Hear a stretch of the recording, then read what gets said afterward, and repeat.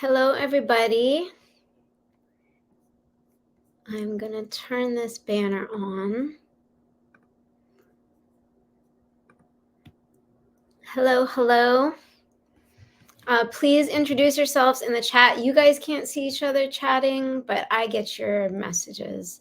So please tell me where you're watching from.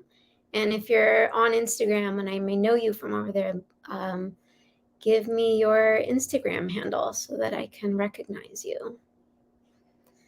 We have Bay Area, have family members.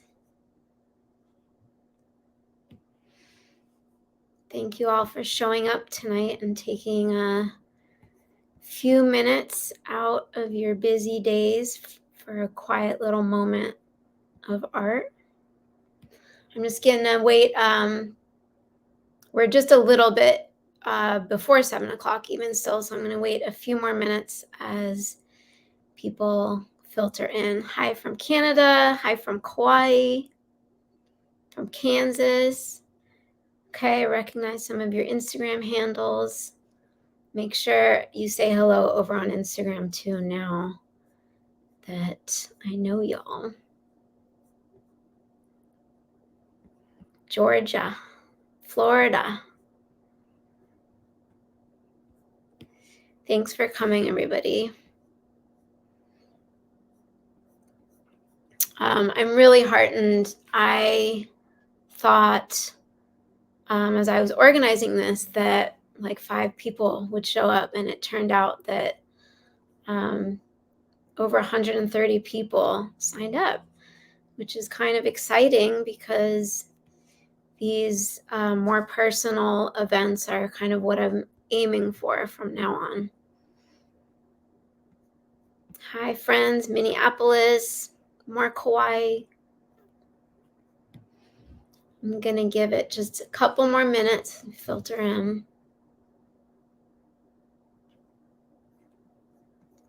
Memphis. It's okay if you're not on Instagram. I'm pulling back from Instagram too. That's why we're doing some of this tonight. Thanks to my dad who invited so many people.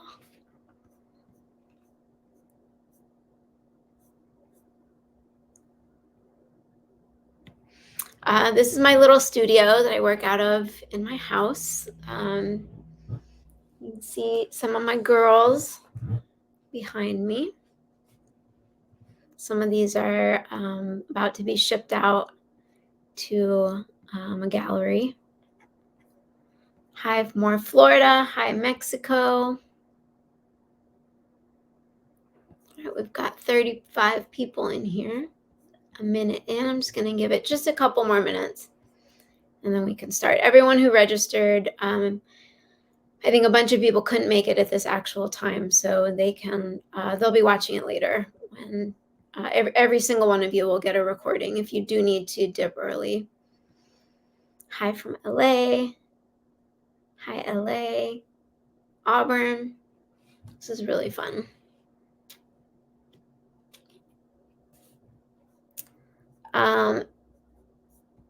Of those of you that I don't know, if you could let me know if you've been following more recently or you've been following from all the way back in the days with the start of the children's books. Hi, friends.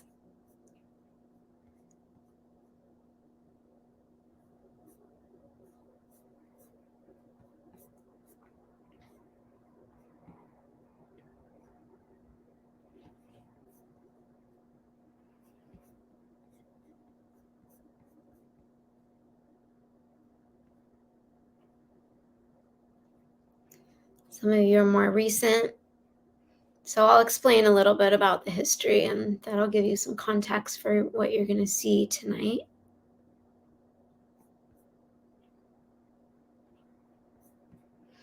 Since that's why we don't eat animals. So 2009, 2014. Since the first book. Saw an interview that you did. Thank you. Yeah, so yeah, those interviews, those major media interviews were 2012 with my second book. So yeah, it's amazing to still be in touch with folks.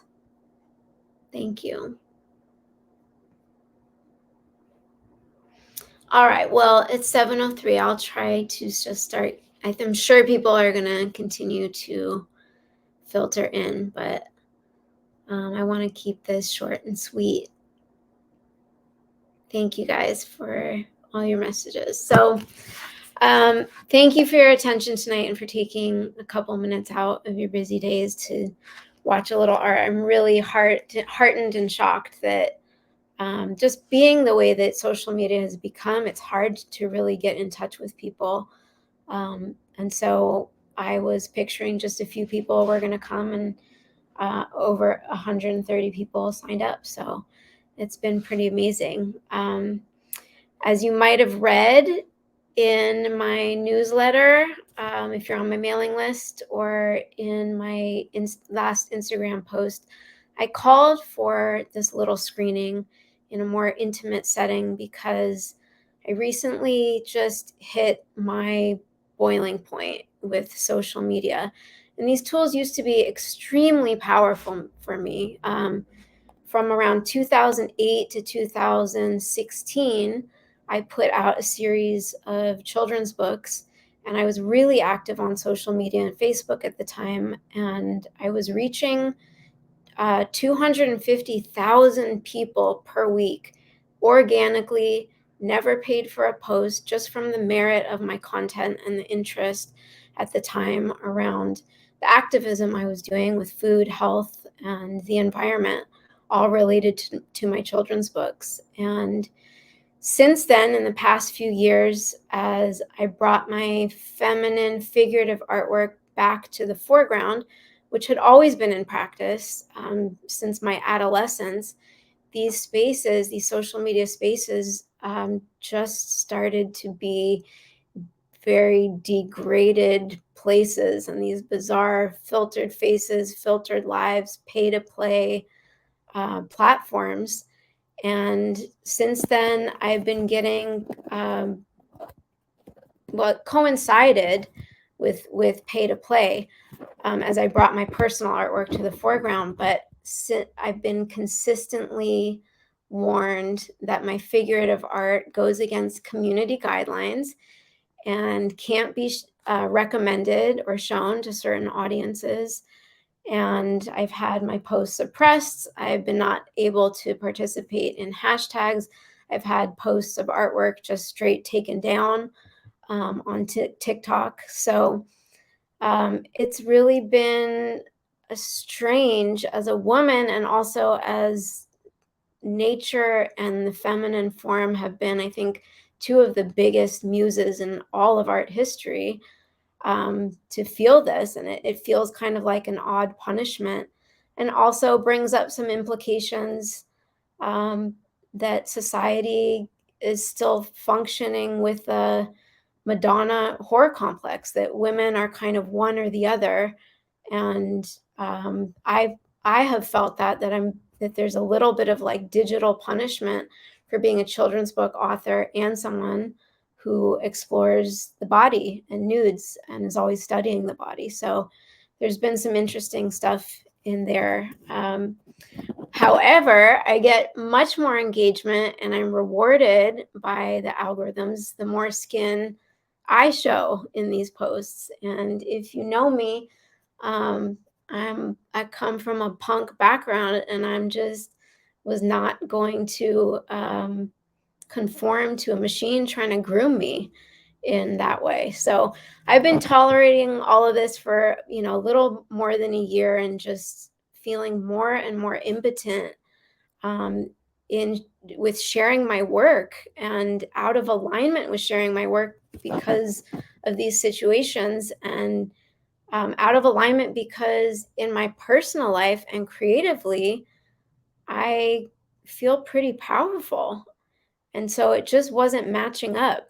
It was not matching up creatively or interpersonally for how I felt in my personal life, and what my interactions were online. So I've really realized that throughout this time, I was just throwing what I most love and find most sacred onto this digital abyss with increasingly less and less human interaction and no discretion on my part for how my work is received and by whom. So I just decided recently I'm not going to keep feeding this machine that's trying to eat me. And I had an epiphany that maybe my work isn't meant for the public, for just anyone and everyone anymore. But that I'd rather engage with a smaller audience, fewer people that really want to get to know me and my work and whom I can get to know, and I can treat, you like a friend and actually engage with you and really get to know collectors as well. So I erased just recently in the last few days, erased 13 years of Instagram posts. And I'm not abandoning that platform, but I am crafting and will be crafting more intimate, protected, and direct ways like tonight of connecting with you all and sharing my work where I can treat you guys like friends. So what I'm going to share tonight is about a bodily experience I've had since my childhood. And for those of you who've been following me since the beginning, my first book came out in 2009.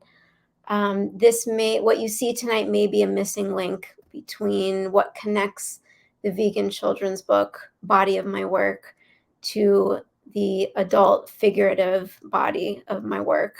No pun intended, or pun intended. And I do know that I started introducing the figurative work without much explanation for how or why they were connected. So I know some of my audience has kind of been confused as to why at one point they were seeing baby chickens, like little baby chicks, and now they're seeing big chicks.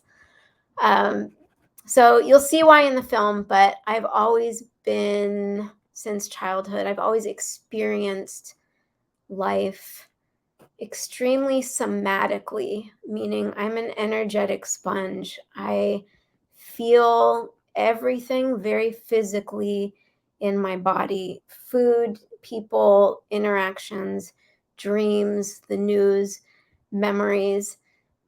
Sometimes this can be debilitating, and in other times, it's a very powerfully holy capability in my life. And I know not everyone is this sensitive, but I've been thinking about all of our somatic or bodily experiences when we're in these digital spaces that we are all so often occupying.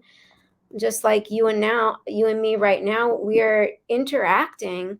Our physical bodies aren't interacting. So what part of us is interacting in these spaces? It's our etheric bodies, or some people would call it an auric body or an astral body, that extends outside the bounds of our physical bodies, but is interacting in some way in these abstract spaces. It's a kind of quantum self. And I think it's becoming more important to me, and maybe to all of us, that as content creators or content consumers, that we start practicing better digital and spiritual hygiene around what and who and how many potentially thousands of impressions we're feeding to these etheric bodies on subtle and not so subtle levels, and how it's affecting our mental health in the masses. After I'm 40, after about what feels like 20 plus years of being in a massive technological shift that has left a lot of our nervous systems spinning and reeling, it feels to me like there is some backlash, and that the personal and collective needs of the psyche are shifting with out of control. It feels like out of control technological overreach and overstimulation colliding with what we know about widespread ecological imbalance and destruction around the world, colliding with this, what feels like a massive hunger for security and depth and meaning that we may have experienced when we lived in smaller villages in more ancient times. All of this feels like a little bit of an apocalypse. But the root of the word apocalypse means to uncover or to reveal. So maybe it is an opportune time not to disengage, but to resacralize the spaces, the relationships, and the systems that we occupy to be in alignment with our highest selves and the highest goods for both our physical and etheric bodies, personally and collectively. So last thought, and I'll wrap up. But as I was going through and deleting all my work online, I intentionally put a lot of thought around the idea that we are not our jobs. We are not our work. Our work and our jobs are just one manifestation of the art of being human that we are all practicing. Our real artistry, your real artistry, and my real artistry is how we wake up in the morning, our little rituals, how we make our tea or coffee, how we adorn our bodies and take care of our skin and living organs, or tend to our plants or our gardens, or how we listen to each other, how we make each other feel, who we are to each other in our communities. That's our real art. Anything I make, from paintings to drawings to this little film, is an art I'm working on of interpersonal and creative connection. And that's what I want to make a little quieter but stronger. So all of this is to say thank you for joining me tonight and riding along with me as I experiment with making the spaces and the systems that I occupy a better place to be, and hopefully feel better and a better fit for our changing needs for more personal connection. So without further ado, I'm also going to, let me take this banner down. I'm going to bring on my friend Oscar, who helped film this, helped with the audio, and spent just a lot of time creating this little thing we're going to watch. So let me bring him on. Hello, everyone. Welcome. Thank you again for all your help in making all of this happen. Oh, it's my pleasure. I really enjoyed every minute of it. I think your work is fabulous. The reason why I got into filmmaking is because I love telling stories, and I think you have an amazing story to tell, and your work has volumes yet to speak. And like you were telling the audiences, I feel that social media has become such a burden to a lot of visual artists, and me included. And the way that you communicated that, it's very true. I think that um, social media has become this other entity that it's so hard to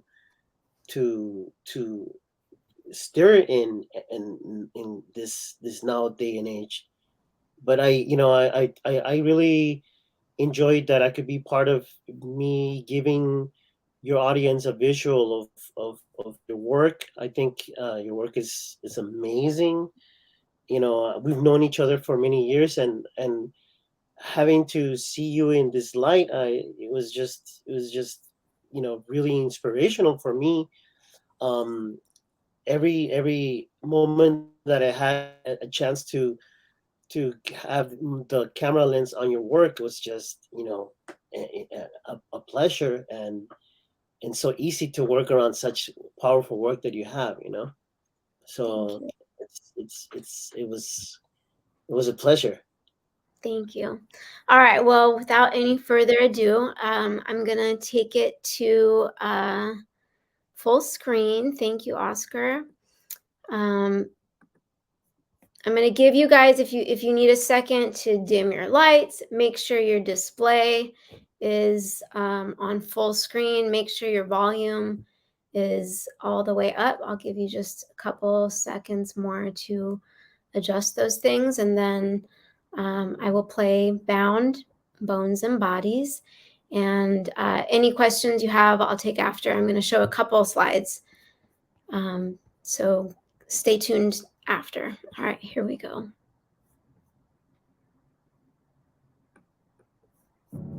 I've observed bodies from the inside out since I was 4 and saw my crooked spine on an X-ray for scoliosis. I've been consumed by bones and bodies ever since. For 2 years, nightly electromuscle stimulation, and after, from age 6 to 19, I lived in a back brace, 20 plus hours a day for the next 13 years. I'd look at my insides and think, I am not my body. It was a separate entity I observed and cared for. I refused sugar at 7 years old, was plant-based by age 20. I'd write the first children's books about veganism, for our health, for animals, and the planet. I related to being a caged animal. Early on, art was an outlet to process pain and frustration. In adolescence, I drew superheroines, tank girls, women in power. I lived vicariously through their strength. But when I began to draw figures from life, I felt relief inside myself, stunned by the beauty in all bodies. I drew out and exaggerated what I found beautiful and strong, bare, unaided by props or costumes. And I came to grips with my squared ribs, dented hips, the welts and abrasions left over by the brace, the beauty in our scars. There's a piece of me in all of my work, in my women, children, and animals, in the distortion, sharp forms, and pinched masses. We're all finding our way through darkness and light, bondage and freedom, apocalypse and utopia, life and death energy, seeking a balance between our inner and outer worlds. Our bodies, the vessels we carry our stories in. Through my eyes, they are perfect bodies, and freer all the time.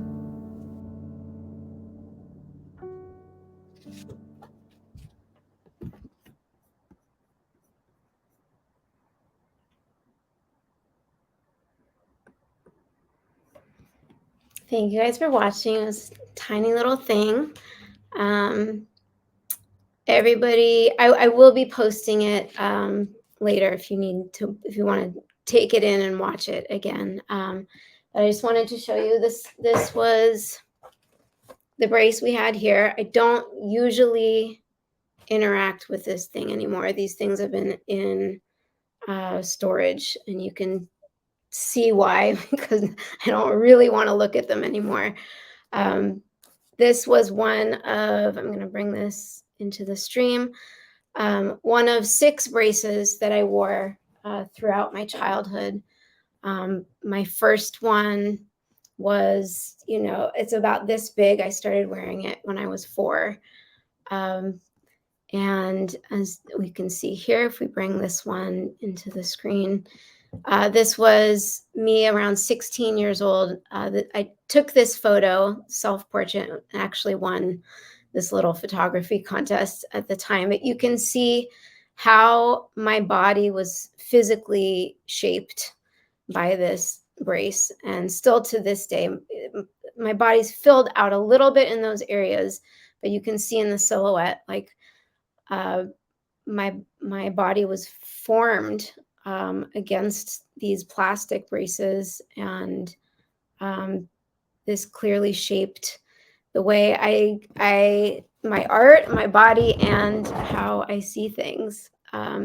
People often tell me, "Oh, your kid stuff is so different from your adult work," but really, if you look at the aesthetic style, my distortion, the geometric squared forms, the soft organic shape, the pinched masses that I was talking about, and compare it to the adult work, it's really all that, not all that much different. And you can see why, and this might be insight in general, why I tend to square off forms and distort bodies, and bring the strength to what I see, and really emphasize kind of squared ribs, because that's what I have squared ribs to these days. If you were to place your hand on the side of my body, you would feel that. So let me know if you guys have any questions. I'll turn to the comments. And everybody's going to get a recording of this so you can watch it a little bit more in depth later if you'd like to.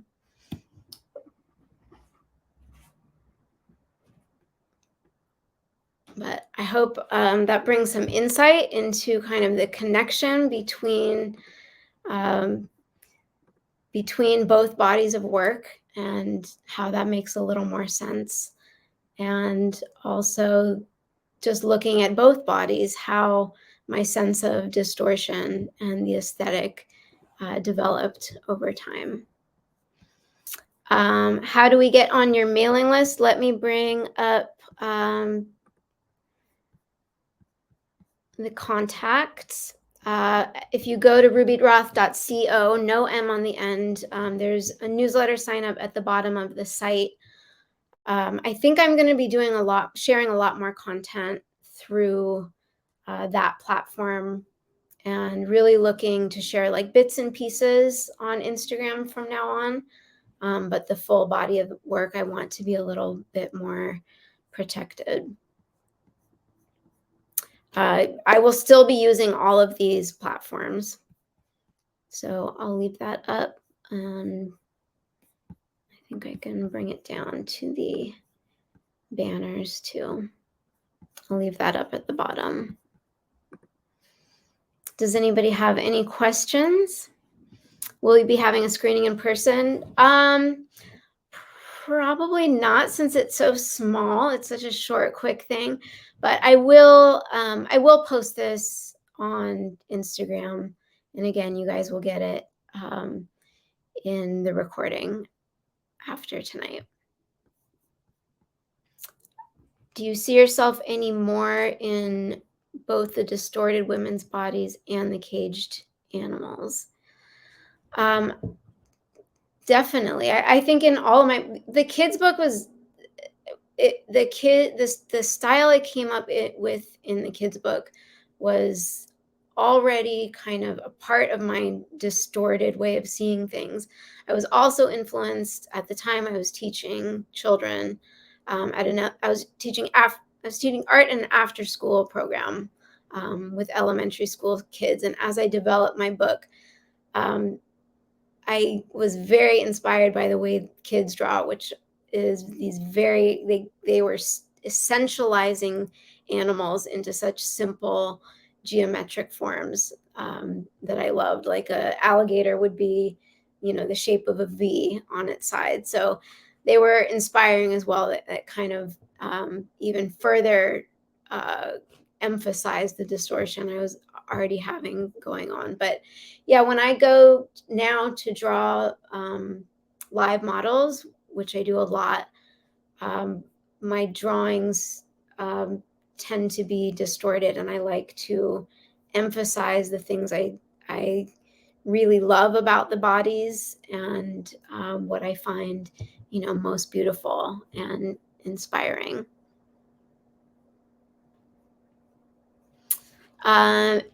Any chance I'll have a gallery in the Bay Area sometime in the near future? I'm just starting to work with galleries and reaching out for the first time as kind of a new umbrella of my business. So I will be looking all over the place, or even for pop-ups. So if you all have, like I said, I would like to get to know all of you better. And I know some of you are going to be like, she doesn't mean me. Yes, I mean you. Drop me a line if you know of stores or galleries that would potentially hold events or small shows or pop-ups. Happy to make those connections and really thankful.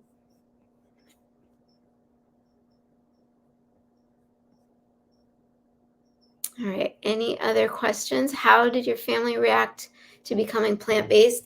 I was raised by, my mom was vegetarian my entire life. She, at single-digit ages, was throwing her hot dogs out the window when nobody was looking. So it was normal when I adopted veganism, but my mom had never pushed it on us. She cooked meat for us when we were kids. I didn't discover it till I was involved in activism, and somebody who became my partner at the time pointed out that uh, my values around social justice and the activism I was doing in those fields did not match um, my eating habits. The morals and values I had was not in concurrence with the way I was eating, and that really made me take a look at what I was participating in at the time. And that was another moment in life where I decided to get in alignment with my beliefs and what was feeling good. And my dad actually went vegan. He went raw vegan for a little while and felt great. Thank you guys. Thank you guys. Let me see if there's any other question. Do you have a part or parts of the body you favor to draw? I really just love the nude figure. And I think because I lived in this brace for 13 years, 20 plus hours a day, I was admiring other bodies and living vicariously through their strengths. And so a lot of people are like, why naked all the time? Well, the human body, besides I would say horses, is one of the hardest things to learn how to draw. And a clothed body is just not the same. You do not get the same information, key points that help you learn to measure. So there's not particular parts of the body. I do love drawing hands and feet because those are also some of the hardest body parts to learn. And my teachers were very adamant that you do not leave out the hands and the feet. So I'm extra proud when I get a gesture, a gestural form of those hands and feet in. And it's a mark as you look at art out there with, artists that kind of just casually hide hands behind their backs, that who hasn't quite taken on the challenge of drawing those parts. What inspired me to tell my story? I think I've been battling having two different audiences and juggling that in social media, and being told that the vegan kids demographic is absolutely not the same as the people who might follow me for my art, and my personal art and the figurative stuff. And people suggested, why don't you do things under a pen name? And I just feel really adamantly that it's all the same work to me. It's all lines on paper, and it all comes from my personal experience. And I felt adamantly that in 2023, that one artist should be able to do multiple things. And Shel Silverstein, for example, we all know, one of all of our favorite children's book authors, was also, I heard, kind of a dirtbag and a wild one, but he also wrote pop songs. He also wrote songs that were on Billboard for other top 100 Billboard for other people. He was a playwright, and he also illustrated for 10 years for Playboy. And living in a different time, it was an era with different needs. I guess he didn't have to have a website and represent all these different sides of his artistry. So that's long story short. I just felt like, oh, I really haven't told this part of my story and what really unites the kids' work and the adult work and what makes it all make sense. So I just wanted to do, and I may talk about it more and more from now on, but this was just a way for me to hopefully also bring my original core vegan audience into maybe being a little more interested in the figurative artwork. My booth at DesignerCon last year was amazing. Thank you. Do you plan on showing there again this year? Any other pop-up events coming that we should know about? I may. I'm looking into DesignerCon now. If you join my mailing list and the banner at the bottom of the screen, if you go to the bottom of the site, you will definitely know anything that I'm going to do. And make sure when you do sign up that you go through the whole confirmation thing. Otherwise, my emails go right to your junk and you won't see it.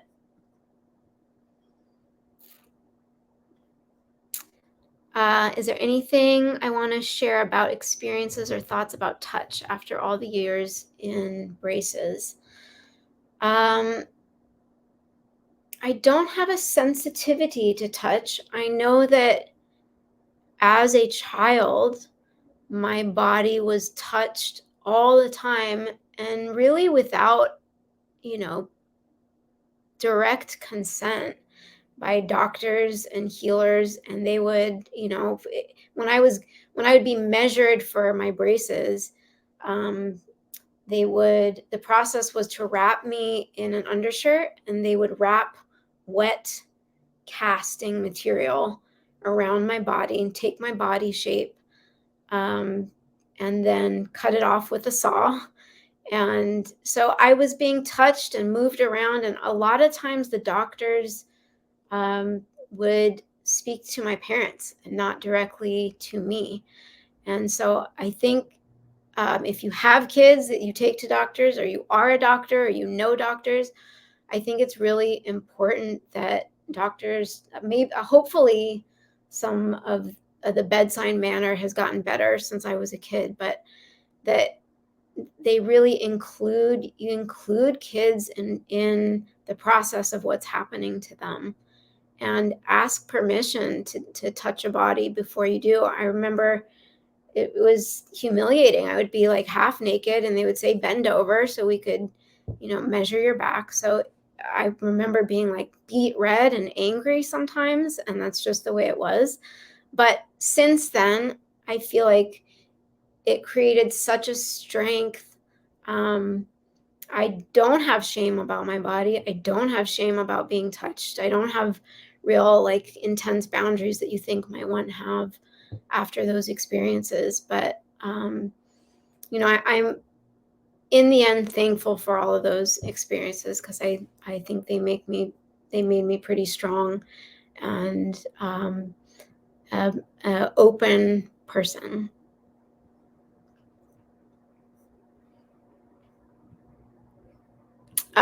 Yeah, you were going to ask about the hardest parts to draw. Definitely head, hands, and feet, unless you're a horse, and then it's everything. How can you support me? Be on my mailing list. Make sure you get the emails during the confirmation process, and they don't go in your junk. Artists are really helped out in the algorithms on social media, not only when you just like, but when you leave a comment, and even better if you share their work. The longer you engage with an artist's posts, the better the algorithms do, and that is helpful. It is helpful, really helpful, to share artists' work in your stories. If you like a piece, just share it in your stories. Not mine, everybody who you like.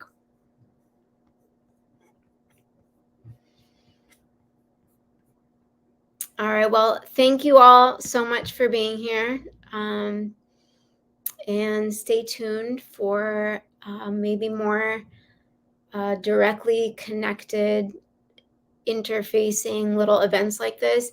If you're interested in something that I do that you'd like to see more of, please email me through my website. I really, really like to know who you all are. I don't just want your thumbs up and likes on Instagram and Facebook. I want to know why you like what you like. And if there's anything more that you'd like to see, if there's classes, I do offer one-on-one drawing classes. We could do another group with a model as well. So please do be in touch. Thank you for joining me. Thank you for your support all of these years, especially those who have been with me since the early days. Have a great night, everybody, and I will see you out there in the quieter, better, cleaner, and digital space.